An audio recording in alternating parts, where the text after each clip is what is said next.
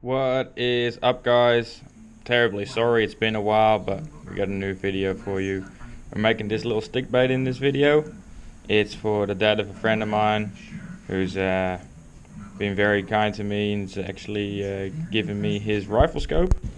I'm actually getting into hunting, so he also let us make use of the property that I have in East Texas. We did a bit of fishing, looked around for some deer and some hogs, but it was very hot. Caught a couple of bass, as you can see in this video here.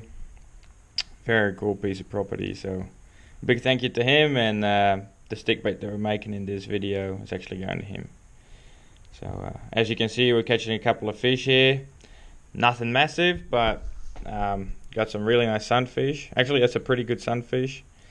Got a couple of bass as well, and as you'll see later on, Gaiden right next to me also actually catches quite a nice channel cat that we have for dinner later. But anyway, it was good to get out there. Beautiful location. Very well stocked, and it's pretty much like shooting fish in the barrel, but Magabez Antrix does it again.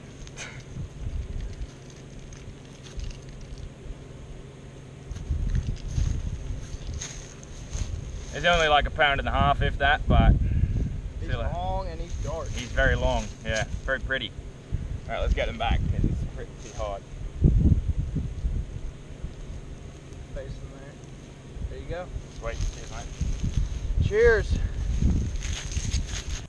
Really shouldn't have gone with the white pants here, but oh well. So we ended up catching a good bunch of fish. Again, nothing massive, but it was a lot of fun. It's you can't have a complaint if you catch a fish every cast. So you see me throw the bass out a little bit here, but it was because it's very shallow right in front of us, so we didn't want it to get stuck in the mud. Anyway, Gaiden got this nice channel cat on a live bluegill, and we cooked him up for dinner as well. Right on. Golden brown goodness, baby. Let's try this out. Oh. Still hot? A little bit of hot. Oh, Yeah. that's good. First catfish. Yeah. Never had catfish before, so recommend it. Damn, that's good. There'll be more in the future. So anyway, let's get started on this stick bait. Now I did cut out 2 of them out of this piece of wood. Might make another one later on. But yeah, let's get started. Now, because I've made a lot of stick baits from this size, I'm not really sticking to a very specific shape. I'm just going to freehand it, cut it out, and then we'll be good to go. So as you can see, not a huge stick bait. You can easily fish it on spin gear, and you know the cool thing about those smaller stick baits is they are very versatile, so you can use it for a lot of different species. I think this one will mostly be used for probably your larger white bass and hybrids as well, maybe even stripers if we go to Lake Texoma or in the salt. Yeah, it can be used for a wide variety of fish species. So anyway, here we've cut it out with the bandsaw. You see 2 cutouts, and looking good. I'm only going to do one in this video. I will be cutting out certain parts of the process because you can see that all back in other videos that I have. Otherwise those videos become very, very similar and eerily long as well, so don't want to waste your time. Here we're just doing the carving process. Speed that up as quick as I can, and as I always say, make sure everything is symmetrical. If you have a bump on one side but not on the other, you're going to be seeing that in the balance of the lure as well as the swimming action. And so it's good to have a sharp eye for anything that's asymmetrical. Once the carving's done, go over to the sanding as per usual. This is a bit of a different, I don't even know what wood this is. I found it for pretty cheap at Home Depot. so I figured I'd get myself a slab of it, and yeah, it's been doing the job pretty good. No idea what it is though, so that's unfortunate. It was a reasonably heavy wood, so it's great for making a small sinking stickbait, like this one right here. Now what we're going to do with this one, I could get away with screw eyes, I guess, but just in case the person that will be using this wants to use them for some bigger game fish, some stronger fish, maybe even in Florida, I want to make sure that's internal wiring. So we've got, I don't even know the gauge of this wire, but it's strong enough to stand up to some pretty brute strength, and it's thin enough for it to be fitting well to a smaller bodied stickbait. So here I've made a cutout in the belly. As you can see with a lot of my other stickbait making videos, they might have a belly slit. Sometimes I use 2 pieces of wood instead, but quite a couple of them have a belly slit, and that's where we fit the wiring in. Once we've fitted all of that, we'll be making sure that we can fit the weights in there as well. So that's that. Now before we fit the weights in, I want to do a face drawing, because we're going to carve some wood out, and I want that the wood to weight ratio to be perfect, so any wood lost is going to be accounted for before I put the weights in, obviously, and otherwise it might be a bit off, it might be a bit tail heavy. So before you weigh it out, balance it out, make sure that you've got the body exactly as you want it to be. And afterwards, yes, there might be some slight variables like epoxy and foil, but we want to get it as close to the perfect measurement as possible. So here we're doing the face carving, very tedious, and now we can start the process of putting all the hardware in. So I've drilled out some slots here, and that's all for the lead shot that we'll be putting in. I've had a couple of people request to show exactly how I weight the stick baits out. To be honest, that's different for every stick bait that I make. It depends on the shape, on the size, what type of a stick bait it is, whether it's floating, sinking.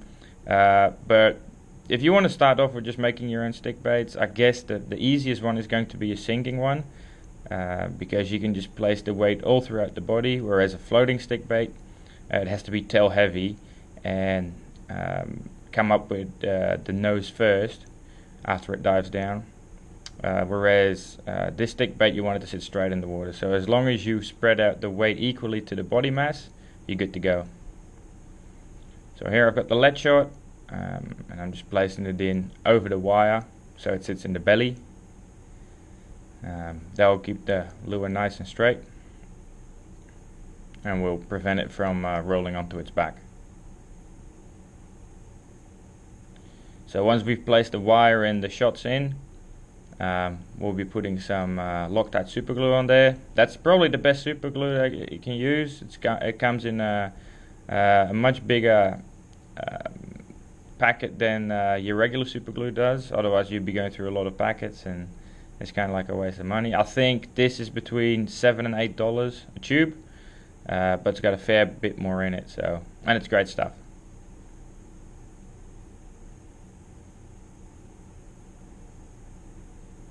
Now obviously this is a great little stick bait to put all the super glue in.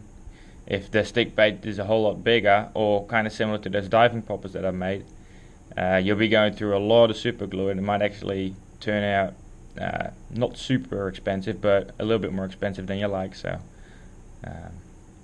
yeah, either way, that's that. We're just doing some sanding here, making sure that the sawdust that we press into the super glue to fix up the holes is nicely sanded off. And if you do find any holes that need filling, just do so. Right now, this is the last chance to make sure that everything is airtight.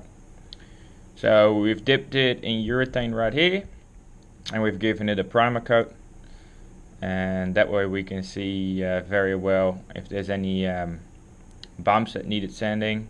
We fixed all of that, and then we just transition into the face foiling. So If you remember the face carving that we did, we'll just be placing foil over it and be cutting the foil where the face cuts have been made. And that way we get a pretty nice face design. It's pretty tedious, but hey, it's for somebody else, and I want to make sure the lure looks great, so it's worth putting the extra time in.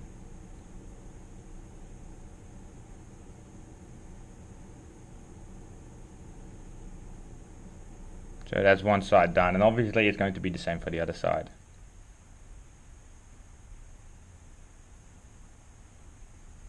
Perfect. Now in my other stickbait making videos, I'll show you how I make the foil cuts, how to make the scale pattern onto the foil. I want to kind of keep that away from me because it's a very long process, and I didn't want to keep you waiting any longer than is necessary. So here I'm just applying the foil with all the scale cuts on there. You start from the center and you work your way out to the outside edges towards the belly and the back. That way you can smooth out the foil as well as possible. You want to minimize the bumps that you get there, and especially with a rounded stick bait you're going to get some, but you can cut those out. So fast forward a little bit, we placed the eyes here on the lure. We've also did a little bit of a spray paint over the back, so the foil transitions into the back quite nicely. And we're just doing some painting. We're doing some dots and some stripes to give it a bit more of a natural look, although it already looks pretty neat before that. But it also helps us cover up the foil lines that we have.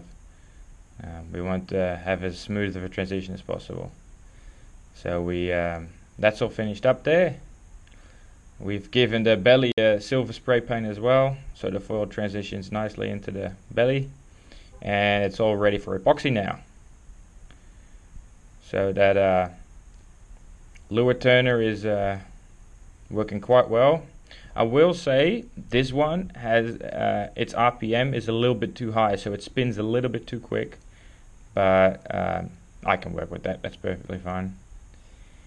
And it's pull test time. So this lure works great on a slow straight retrieve. It has a very nice wiggle just by itself. Awesome. Has a good fall rate, not too quick. Would be great for the lakes up here, Lake Ray Hubbard, Lake Texoma. It'd be, I'm sure it'd be a killer bait in early summer and late summer, I guess, as well.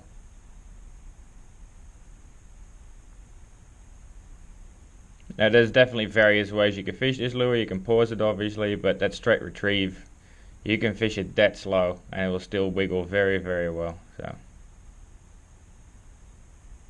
now I'm thinking about it, sea bass in Europe would probably love this as well. Stripers on the East Coast. Yeah, I think a lot of fish would like this lure. So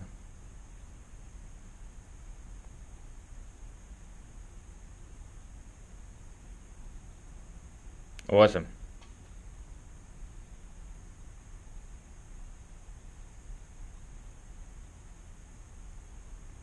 Now you can actually twitch this lure as well. You'll see that in the next shot. It's quite a nice action to it. Stays nice and straight in the water. Very stable bait. So you can get creative with however you want to work this lure. Here you see me twitching it. Has a bit more of a jump to it. And here you'll see the wiggle as you make the lure fall. Has a bit of a wiggle to it too, so that's pretty neat. It actually wiggled better when it was without the epoxy coat, but I guess that sometimes happens. Either way, thanks for watching guys, hope you enjoyed, and please don't forget to subscribe. Thanks.